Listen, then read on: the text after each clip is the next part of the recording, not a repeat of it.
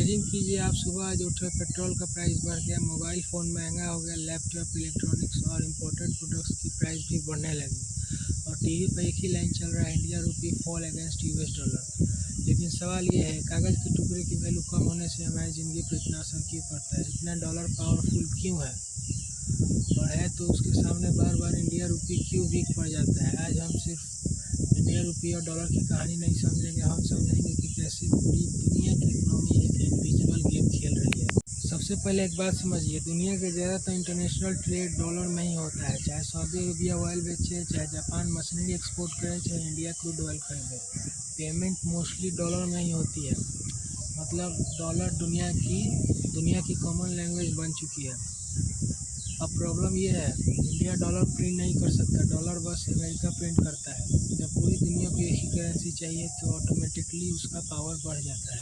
अब आते हैं भारत पर। इंडिया दुनिया की ग्रोइंग इकोनॉमिक में से एक है, लेकिन हमें ग्रोथ के लिए बहुत सारी चीज़ें बाहर से मंगानी पड़ती है। सबसे बड़ा एग्जाम्पल क्रूड ऑयल।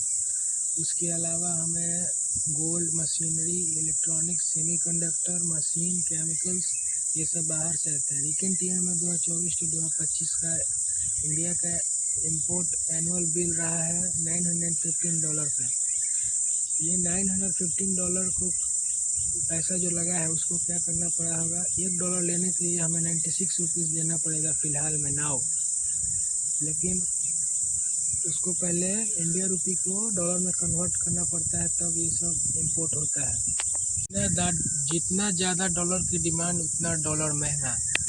ठीक है, डॉलर खर्च हो रहा है, लेकिन इंडिया कमाता कितना है? इंडिया सॉफ्टवेयर सर्विसेज, फार्मास्यूटिकल्स और टेक्सटाइल्स और इंजीनियरिंग गुड्स, पेट्रोलियम प्रोडक्ट्स और बहुत सी चीज़ें एक्सपोर्ट करता है। इंडिया का एक्सपोर्ट्स बिल भी $100 बिलियन में है। रिसेंट ईयर में 2024 to 2025 का इंडिया एनुअल एक्सपोर्ट बिल लगभग $820 बिलियन में रहा है। यही डॉलर इंडिया के पास वापस आता है, लेकिन इकोनॉमी इतनी सिंपल नहीं है। कभी इंपोर्ट एक्सपोर्ट से ज़्यादा हो जाता है, कभी क्रूड ऑयल का प्राइस सडनली जंप कर जाता है और प्रेशर रुपये पर आता है। अब एंट्री होती है एक और प्लेयर की, फॉरेन इन्वेस्टर। जब फॉरेन इन्वेस्टर को इंडिया पर भरोसा होता है, वो इंडिया में पैसा लगाता है, डॉलर इंडिया आता है और रुपया स्ट्रांग होता है। लेकिन जैसे ही अमेरिका इंटरेस्ट रेट्स बढ़ाता है, इन्वेस्टर सोचते हैं रिस्क क्यों लो, अमेरिका में ही पैसा लगा देता हूँ। फिर वो डॉलर क्या करते हैं कि फिर इंडिया का रुपी है वो बेच देते हैं और डॉलर खरीदते हैं और फिर अमेरिका में पैसा लगा देते हैं। रिजल्ट क्या होता है?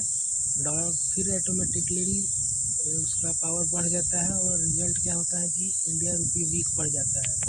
सबसे इंटरेस्टिंग बात यह है कि डॉलर की स्ट्रेंथ सिर्फ डॉलर अमेरिका की इकोनॉमी से नहीं आती, बल्कि दुनिया के ट्रस्ट से आती है। जब दुनिया में वार होता है, अनसर्टेनिटी बढ़ जाती है और इकोनॉमिक क्राइसिस आता है, तो इन्वेस्टर सेफ एसेट ढूंढते हैं और डॉलर में पैसा लगाते हैं। इसलिए कई बार अमेरिका में प्रॉब्लम होने के बाद भी डॉलर मजबूत रहता है। ये डॉलर का ग्लोबल एडवांटेज है।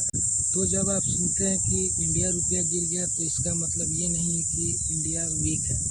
इसके पीछे फैक्टर ऑफ कॉम्बिनेशन होता है, जैसे कि ऑयल इंपोर्ट और US interest rates, global trade, oil import, dollar demand, foreign investor, global trade, US interest rates, geopolitical events. ये सब फैक्टर ऑफ कॉम्बिनेशन के कारण रुपये की वैल्यू इकोनॉमिक्स के लिए इम्पोर्टेंट नहीं है। ये डिसाइड करती है कि आपका पेट्रोल कितना महंगा होगा, आपका स्मार्टफोन कितना महंगा होगा और आपकी पॉकेट पर कितना प्रेशर पड़ेगा। इसलिए रुपया और डॉलर सिर्फ करेंसी की कहानी नहीं है, यह इंडिया की कहानी है। और ये रहा इंडिया रूपी फॉल अगेंस्ट यूएस डॉलर पर मैंने ये वीडियो था। आपको अच्छा लगा तो शेयर कीजिए, लाइक कीजिए, सब्सक्राइब कीजिए। धन्यवाद।